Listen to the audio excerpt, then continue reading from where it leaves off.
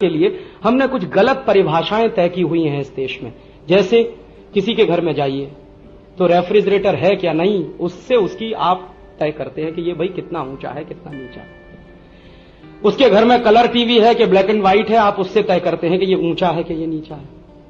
अभी आप एक बार जरूर इस बात को गंभीरता से सोचिए कि घर में हमारे रेफ्रिजरेटर अगर नहीं भी है तो हम ऊंचे नीचे कैसे हो गए।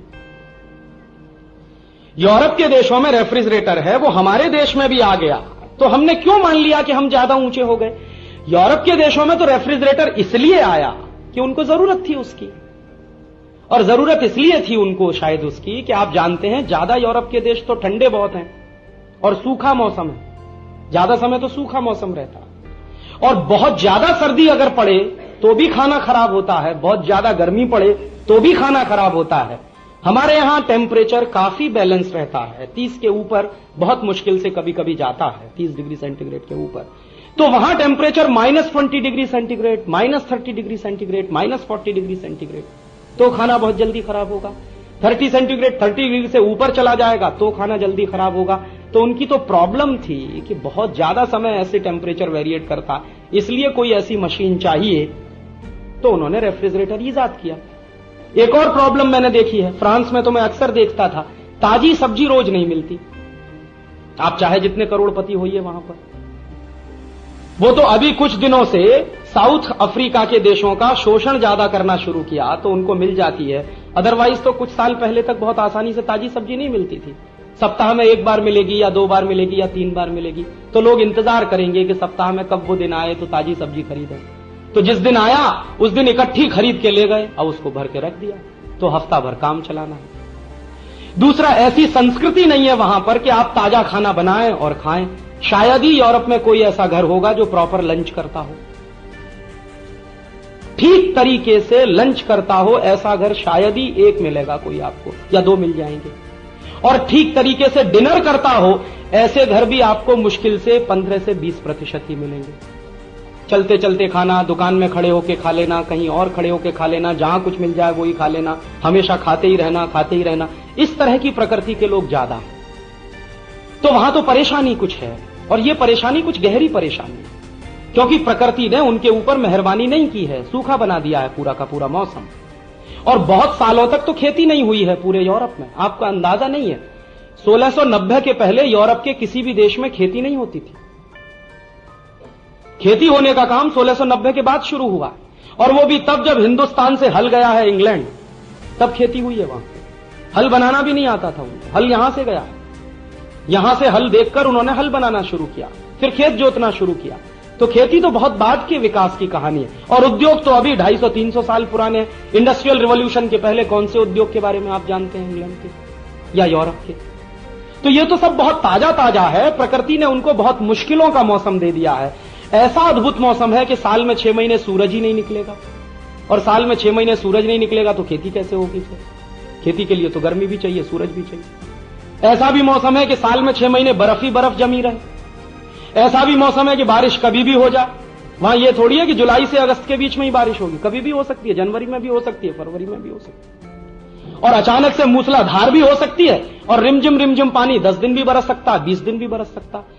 तो मौसम की इतनी अनसर्टेनिटी है, इतनी अनिश्चितता है, और प्रकृति ने इतना दुर्गम बनाया है वहां जिंदा रहने का रास्ता।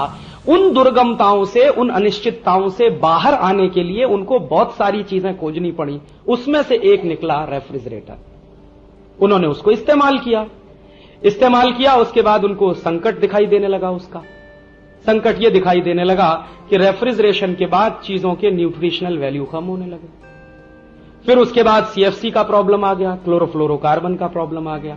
फिर पर्यावरण प्रदूषण का संकट खड़ा हुआ, तो उनको लगा कि अभी तो भाई इसको निकाल के फेंको। और अमेरिकन लोगों में, खासकर यूरोपियन लोगों में एक बड़ी बुरी आदत पड़ गई है फ्रिज आने के बाद, हमेशा ठंडा पानी पीना, पानी में भी बर्फ डाल डाल के पीना, आइस क्यूब्स डाल डाल के पीना। और आप जानते हैं जितना ज्यादा ठंडा पानी पिएंगे कॉन्स्टिपेशन उतना ही ज्यादा होगा। यूरोप का हर व्यक्ति कॉन्स्टिपेशन का मरीज है, सामान्य रूप से आप सर्वे करा लीजिए। अमेरिका में उससे भी जबरदस्त कॉन्स्टिपेशन है। मैं तो अद्भुत आश्चर्य करता था यूरोप में, मेरे जिन दोस्तों को देखता था 2-2, 3-3, 4-4 दिन टॉयलेट नहीं जाते। इतना कॉन्स्टिपेशन। एक बार तो मैंने एक ऐसे भी डॉक्टर से मुलाकात की पेरिस में जो कॉन्स्टिपेशन का एक्सपर्ट। तो मैं गया कि जरा देखूं क्या दवा देता है वो। कि देता हूं कि फ्रिज का पानी पीना बंद कर दो और फ्रिज में रखी हुई चीज खाना बंद कर दो। फिर दूसरा संदेश ये देता हूं कि पानी को गर्म करके पीना शुरू कर दो। मैंने कहा फिर क्या होता है कि 15 दिन के बाद आके कहता है कि कॉन्स्टिपेशन ठीक हो गया। मैंने कहा फीस कितनी लेते हैं? तो डॉलर में हिसाब मैंने लगाया। स्विस फ्रांक की एक अलग करेंसी है, लेकिन डॉलर के हिसाब से $250 लेता, सिर्फ ये बताने के लिए कि गर्म पानी पियो और फ्रिज में रखी हुई चीज मत खाओ। तो मैंने कहा आप क्या डॉक्टर हैं? ये बात तो हिंदुस्तान की हर दादी मां जानती है, हर नानी मां जानती है। हमारे घर में तो घर घर में डॉक्टर है। तो उनकी तकलीफ हुई तो उन्होंने फ्रिज इस्तेमाल किया, रेफ्रिजरेटर इस्तेमाल किया। फिर तकलीफ बढ़ी तो फ्रिज को छोड़ना भी शुरू किया, रेफ्रिजरेटर को छोड़ना भी शुरू किया। अब जब छोड़ना शुरू किया तो संकट हुआ कि इसको कहां ले जाएं।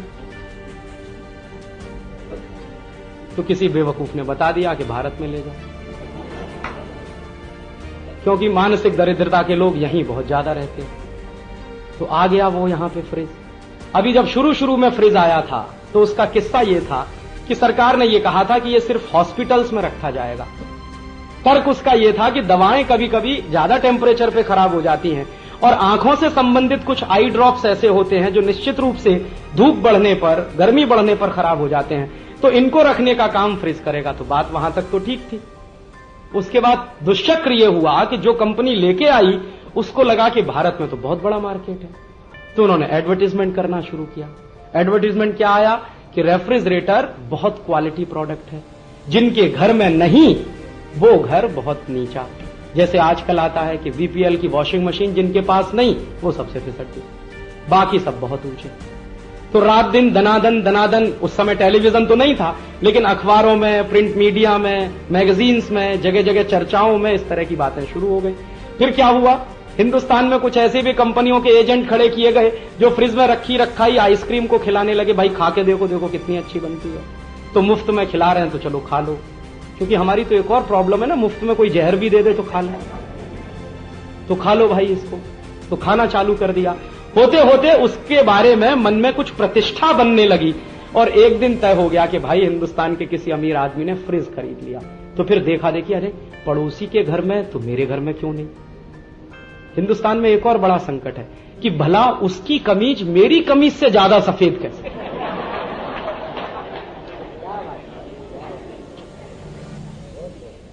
पूरा देश इसी में बर्बाद हुआ कि भला उसकी कमीज मेरी कमीज से ज्यादा सफेद कैसे। फंस गए चक्कर में कि अभी उनके घर में तो मेरे घर में क्यों नहीं। और उसके तरीके क्या हैं? उसके तरीके ये हैं कि एक दो बार उसमें से जमी हुई बर्फ ले आए, तो फिर कह रहे बार बार जाने में शर्म आती है, क्यों नहीं अपने घर में ले लेते। मैं मेरे घर का किस्सा सुना रहा हूं आपको, ये किसी और के घर। मेरी मां कह रही है मेरे पिताजी से, रोज पड़ोसी के घर में जाना पड़ता है बर्फ लेने के लिए, आप क्यों नहीं ले लेते इसको। और हमारे पिताजी तर्क दे रहे हैं कि उसकी जरूरत क्या है, कि अरे बहुत जरूरत है, देखो ठंडा पानी मिलता है, ये है वो है। अब उसमें ठंडा पानी बाकी सब बातें माइनस है। जो मैंने मार्क किया मेरी मां को वो ये कि पड़ोसी के घर में है, हमारे घर में।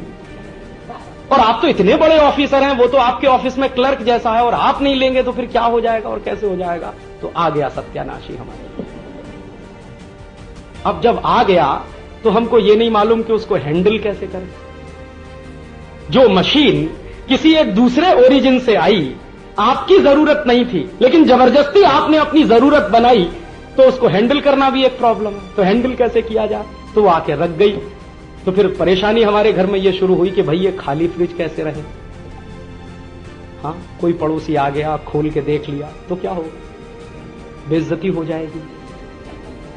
तो मुझको भेजा जाता था कि जा सब्जी लेके आ। तो पहले मेरा काम यह था कि रोज सवेरे उतनी ही सब्जी लाना जितनी दोपहर में बनेगी और शाम को दोबारा लेके आ।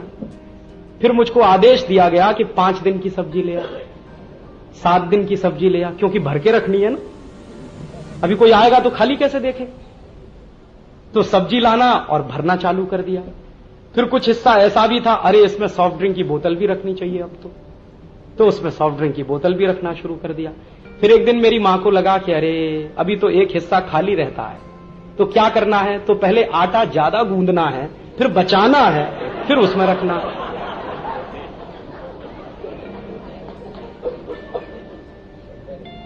हां, पहले आटा उतना ही गूंदा जाता था जितना खाने के लिए जरूरी था, फिर जबरदस्ती ज्यादा गूंदा जाने लगा और बचा के रखा जाने लगा।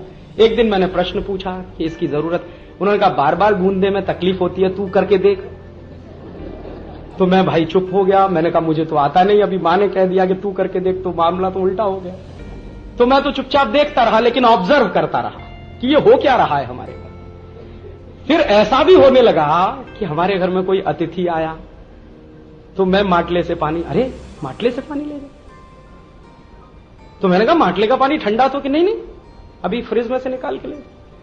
तो मैंने फ्रिज में से बोतल निकाली, गिलास में डाली। अरे बेवकूफ, बोतल को गिलास में क्यों लेना, बोतल लेके जा सीधे। क्यों भाई? ताकि पता चले कि हमारे घर में फ्रिज है।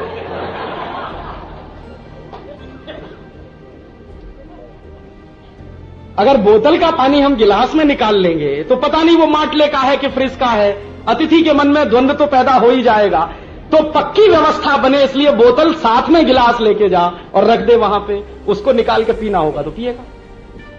तो अतिथि को भी, अच्छा आपके घर फ्रिज आ गया कि हाँ आ गया। तो उन्होंने कहा अच्छा ऐसा है, कल से हम हमारा दही आपके घर में रख जाएंगे। तो अब उनका दही आने लगा हमारे घर में।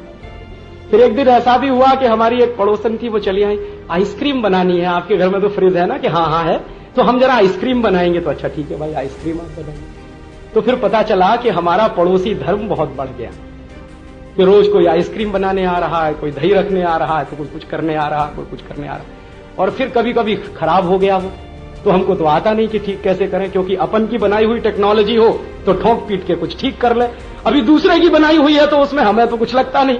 तो वो खराब हो गया तो रखा हुआ है सफेद हाथी की तरह से।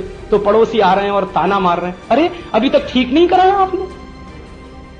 तुम्हारी माताजी पिताजी का कान खा रहे हैं, अरे आपको कुछ ध्यान भी है घर का, ये फ्रिज इतने दिन से खराब पड़ा। तो वो कहे अच्छा ठीक हो जाएगा। अरे नहीं आज ही ठीक होना चाहिए। वो पड़ोसन आई थी और उसको आइसक्रीम बनानी थी, अभी पड़ोसन की आइसक्रीम की चिंता। अब मैंने ये देखा कि पहले हम हमारे घर को चलाते थे, फिर फ्रिज ने हमारे घर को चलाना शुरू कर दिया। अभी हर काम फ्रिज के हिसाब से हो रहा, सब्जी फ्रिज के हिसाब से आ रही, ये फ्रिज के हिसाब से हो रहा, वो फ्रिज के हिसाब से हो रहा। और फिर यहां तक तय होने लगा कि अरे अभी तो सवेरे का खाना है तो चलो ठीक है फ्रिज में रख दो, शाम को खा लेंगे। अभी सवेरे की सब्जी भी ज्यादा बचने लगी, दाल भी ज्यादा बचने लगी, वो सब फ्रिज में रखी जाने लगी, फिर उसको गर्म किया जाने लगा, फिर उसी को खाया जाने लगा। तो मैंने तो देखा मेरा घर तो पूरा बदल गया। इस एक छोटी सी दुर्घटना ने मेरे घर का पूरा स्ट्रक्चर बदल दिया। मुझे मेरे बचपन का याद है कि मां के पास बैठ के गरम गरम खाना खाने को मिलता था। अभी तो वो होश नहीं है, अभी तो 2 दिन का भी ठंडा मिल सकता है, 3 दिन का भी मिल सकता है, रखा हुआ है, क्योंकि वो तो खत्म करना ही है। ये हमारे यहां संकट है, और ये संकट पैदा होता है मानसिक दरिद्रता से। शायद ये मेरे घर की कहानी नहीं है, आप सबके घर की यही कहानी हो सकती है।